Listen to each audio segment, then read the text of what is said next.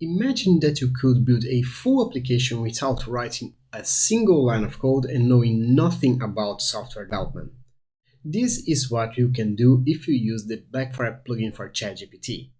And by the way, if you like this kind of content, please leave a like in this video and consider subscribing to this channel so you'll never miss out on new content like this.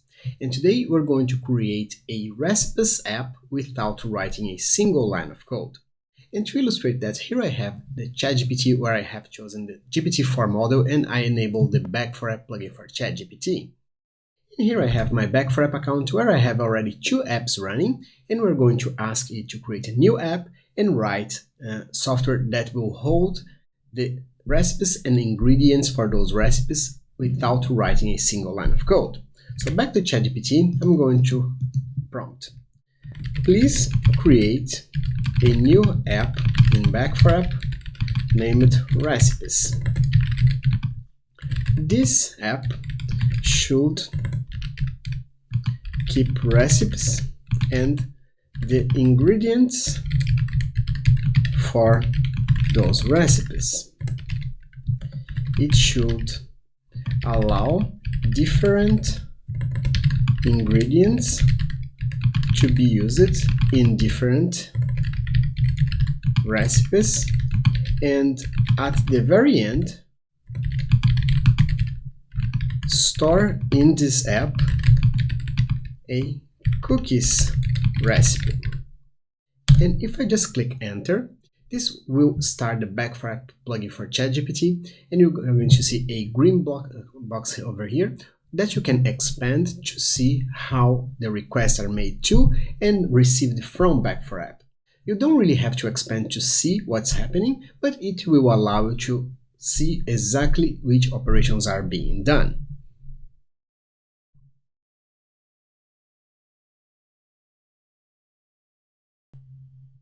So it created the app and told me that it's going to create 2 classes, recipes and ingredients, and asked me if I want to proceed. So let's say yes.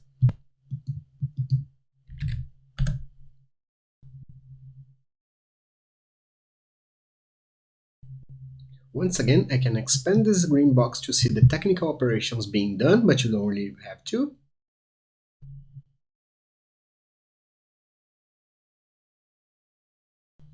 And at the very end, it told me it's going to create a few fields into those classes in order to keep some data. So let's proceed.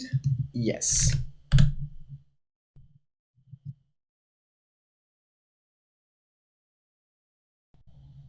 Now it finally retrieved the recipes for cookies and is asking me if I want to add this recipe to the app. So let's say yes.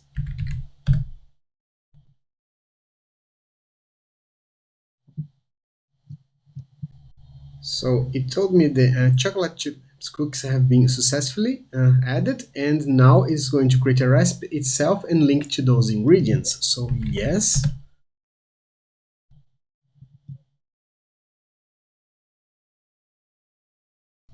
So now it finally finished all operations, so let's go back to Back4App and refresh this page to see how the data structure is reflected. So here is my recipes app. If I click dashboard, it's going to enter the dashboard for this application. And here you have the recipe for the cookies, so chocolate chip cookies, a few instructions. And if I want to see the relation to all the ingredients, I can click this little arrow over here, and it will list all the ingredients that are used for this specific recipe. And if I want to see all the recipes that I have for all the ingredients that I have for all the recipes, I can click this ingredient class, and it will list all the ingredients for all the recipes that I have. Now let's go back to ChatGPT and ask it to use the same application and the same structure to hold, for instance, a pasta app. So please now find and store in this app a carbonara pasta recipe.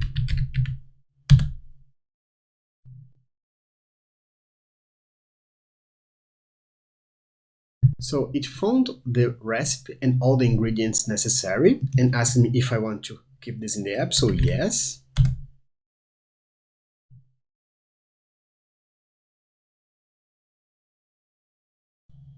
So my ingredients are now saved, and should it write the recipe? So yes.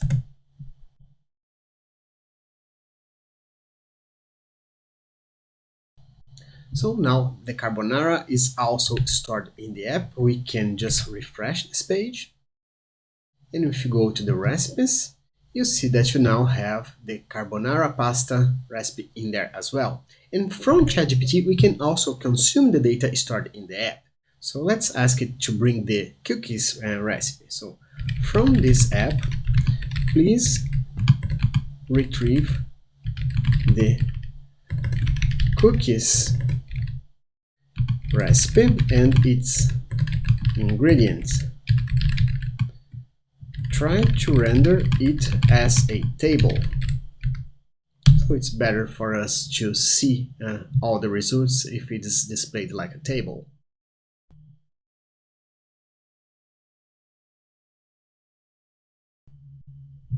It's asking permission to go through the relation, so yes.